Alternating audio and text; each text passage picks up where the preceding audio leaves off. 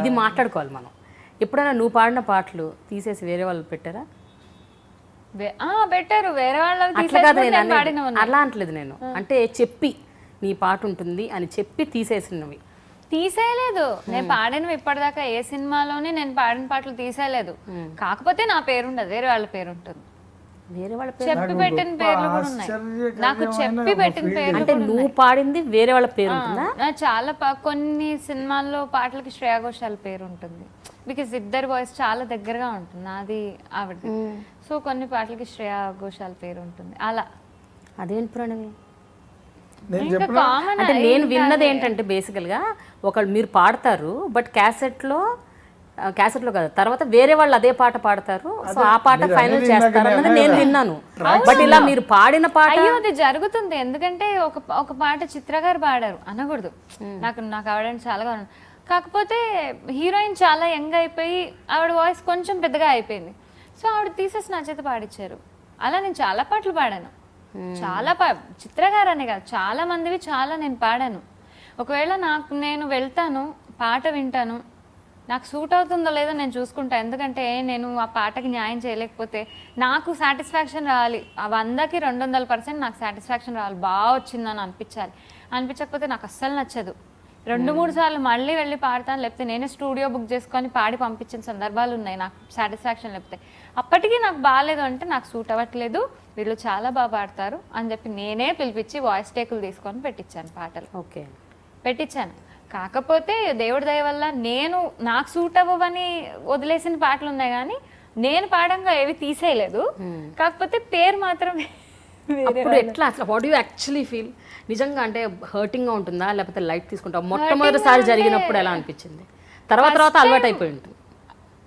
నాకు career starting లోనే జరిగింది ఇది, ఆ తర్వాత ఎప్పుడు జరగలేదు. అప్పుడు అనుకున్నా అంతే కదా, శ్రేయా ఘోషాల్ చాలా పెద్ద లేబుల్ అది, సో వీళ్ళు ఇది ప్రచారం చేసుకోవాలంటే ఆబ్వియస్లీ ఆవిడ పేరు ఉండాలి. ఓకే పెట్టుకోండి, దట్స్ ఓకే, నాకు రెమ్యూనరేషన్ ఎక్కువ ఇవ్వండి అంటావా అన్నా నేను. అంతే కదా, ఇప్పుడు కష్టపడి పాడింది నేను, రేపొద్దు నిజంగానే ఆ పాట అవార్డ్స్కో దేనికో చాలా బాగుంది పంపిస్తే అవార్డ్స్ ఆవిడకే కదా వస్తాయి, నాకేం రావుగా. గోస్ట్ సింగర్ లాగా ఉండిపోతాను నేను.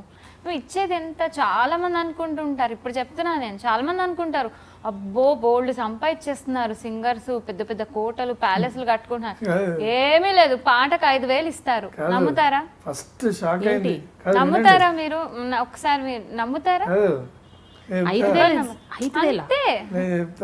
అంత తక్కువ ఇస్తారా? నేను షాక్ అయిన విషయమే అది. నేను ఇప్పుడు మేము కొరియోగ్రాఫ్ చేస్తాము, మాకు లక్షల అదే పక్క పెడితే నీకు బాగానే ఇస్తారు కదా అని అంటే ఫస్ట్ నేను షాక్ అయిన విషయం. నేను చూపించా ఇదిగో ఇవి నాకు ఇచ్చారు డబ్బులని. పిచ్చ ఏంటన్నాను, ఏంటిది అసలు మీకు ఒక అసోసియేషన్ ఒక రూల్ ఏం లేదా అని అంటే ఉంది. కానీ ఇదే ఏంటంటే ఒక మ్యూజిక్ డైరెక్టర్, ఇప్పుడు అందరినీ అనలేము, అందరికీ నేను చెప్పను, ఎవరైతే అలా ఇస్తారో వాళ్ళకే వర్తిస్తుంది. ఏంటంటే 5,000, 8,000, 3,000, ఏంటి ఒకసారి నువ్వు మా డాన్స్ దానికి వచ్చేసి నీకు డబ్బులు సాలిడ్గా వస్తాయి, నీకు ఒక 6 నెలలు డాన్స్ నేర్పించి నా దగ్గర తీసుకెళ్తా, నా అసిస్టెంట్లు ఎక్కువ సంపాదిస్తారు నీకంటే. అదే నువ్వు డాన్స్ చేస్తావు కదా, వచ్చేసే నువ్వు హ్యాపీగా. చాలా నిజంగా అసలు ఘోరం. అన్ని ఇప్పుడు కెరీర్ స్టార్టింగ్ డేస్ వేరే, అప్పుడు 5,000 చాలా ఎక్కువ నాకు. నేను ఫస్ట్ పాడిన పాట 5,000 ఇచ్చారు, నాకు చాలా హ్యాపీ. అంతే, ఇన్నేళ్ళు ఇంత అద్భుతమైన పాటలు పాడావు, అవార్డ్స్ వచ్చాయి, ఇన్ని పాటలు, ఇంత పేరుంది. అయ్యో నేను ఇంకా 5,000 అన్నా తీసుకుంటున్నాను. నాకు ఇప్పుడు నేను పాట పాడితే 15,000 ఇస్తారు నాకు ఇప్పుడు. కానీ లో బడ్జెట్ మూవీస్ అన్ని వాళ్ళు బేరాలు ఆడతారు, ఓకే 8,000 ఇస్తారు. నేను చక్కగా ఓపెన్ గా చెప్తాను, నాకేం సిగ్గులేదు, నేను ఇంత సంపాదిస్తున్నా, చాలా న్యాయంగా సంపాదిస్తున్నా. నేను చెప్తున్నా, చెన్నై వాళ్ళు నాకు 15,000, 20,000 ఇస్తారు, వాళ్ళే ఎక్కువ ఇస్తారు నాకు. ఇక్కడ అన్ని హై బడ్జెట్ మూవీస్ కాదు,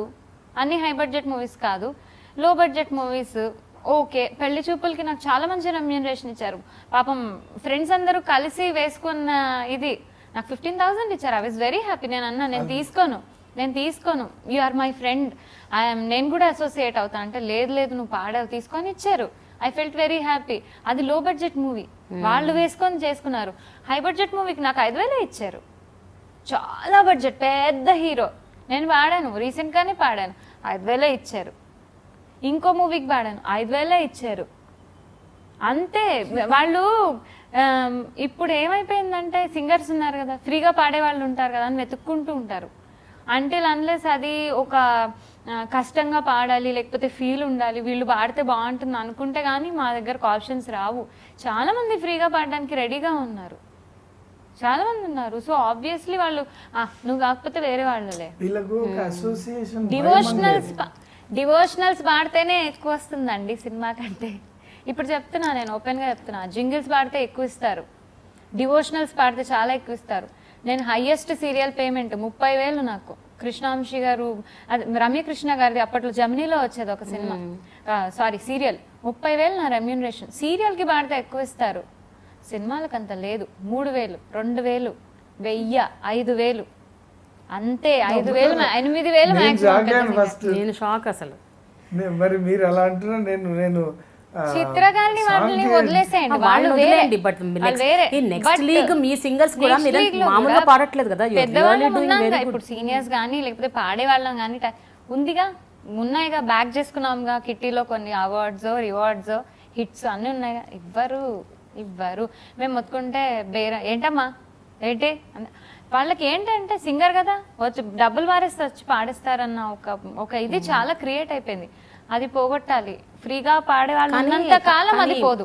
కానీ మీరు అన్నట్టు ఇప్పుడు కుప్పలు తెప్పలుగా వచ్చేస్తున్నారు సింగర్స్. ఏమి ఎక్కడ ఎంత మంది సింగర్స్, కాంపిటీషన్స్, రియాలిటీ షోస్, అందులోంచి ఎంత మంది వస్తున్నారు సింగర్స్. దానివల్ల ఒక మంచి జరిగింది, చెడు జరిగింది. మంచి ఏంటంటే ఇప్పుడు దాని మీద ఉండాలి, రికార్డింగ్స్ పాడాలి, చాలా బాగుండాలని డెడికేటెడ్గా వచ్చే వాళ్ళు ఉన్నారు. అర్రే ఫేమ్ వస్తుంది 2 పాటలు పాడిస్తే ఫేమ్ వస్తుంది, షోస్లో సంపాదించేసుకుందాంలే అన్న వాళ్ళు వస్తున్నారు. వాళ్ళు ఏం చేస్తారు, రికార్డింగ్స్ కావాలి వాళ్ళకి, మేము ఫ్రీగా పాడతామంటారు. ఆ పేరు చెప్పుకొని వాళ్ళు బయట షోస్ చేసుకొని సంపాదించుకుంటుంటారు. ఎప్పుడైతే ఫ్రీగా పాడే వాళ్ళు వస్తున్నారో మాకు డబ్బులు ఇవ్వరు, వాళ్ళు వెళ్ళేంత వరకు మాకు గౌరవం పెరగదు.